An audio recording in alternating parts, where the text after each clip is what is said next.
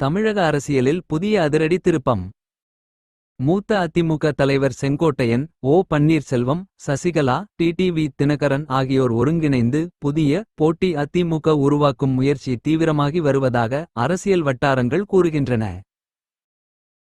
இந்த யூகத்தில் முக்கியமாகச் சொல்லப்படுவது செங்கோட்டையனின் பங்கு. நீண்டகால அரசியல் அனுபவம், அதிமுக அமைப்பின் வேர்களை நன்கு அறிந்திருப்பது மற்றும் பல மாவட்டங்களில் உள்ள அவருக்கான ஆதரவாளர்கள் இவை அனைத்தும் அவரை இந்த புதிய அணியின் முக்கிய தலைவராக முன்னிறுத்தப்பட வாய்ப்புள்ளது.